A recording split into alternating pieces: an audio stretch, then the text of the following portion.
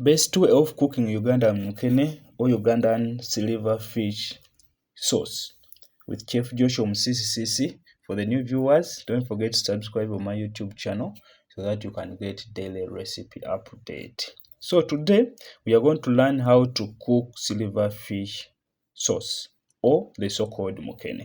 So this is what we have, and this Mukene or the silverfish sauce, we are going to also apply milk. Trust me, you have never tasted this type of sauce.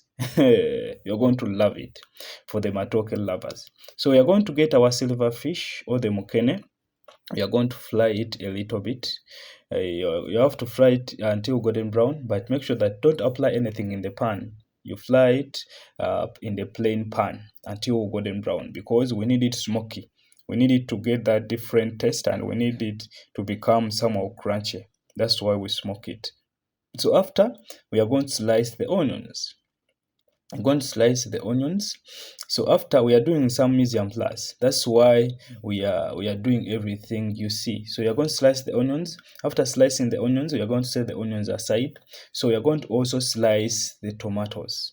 The tomatoes, you can even first peel them if you wish, but if you don't wish, you just slice them in any style you need. But make sure that you slice into thin pieces.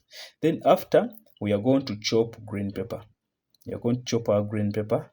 After chopping green pepper, we are going to also set the green pepper aside. Then after chopping green pepper, we are going to work on the carrot. We need carrot. Carrot, we need it in diamond or moon style, or you can chop it in any style. For the new viewers, don't forget to subscribe on my YouTube channel. Then for the Irish, you are going to half and quarter the Irish, or cut the Irish into 4 pieces.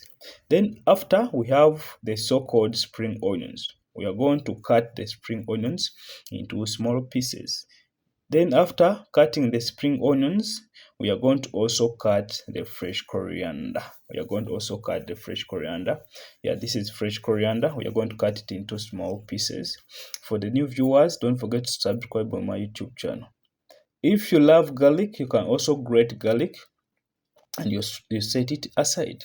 Then after we are going to wash our silverfish or our Mukene in cold water, but make sure that you wash it twice or thrice, because after pan frying it a little bit, we need to wash it so that we can remove all the dust, all the excess dust and the stones on the silverfish. Then after, I'm going to get my pan. In my pan, I'm going to apply oil, cooking oil. Apply enough cooking oil, not much, not little. After, you're going to apply the onions. The onions we sliced. So you're going to cook the onions. We don't need the onions too brown. We just need the onions to be cooked through. Then after, we are going to apply tomatoes. Then after applying tomatoes, you mix a little bit, then you sprinkle with some salt.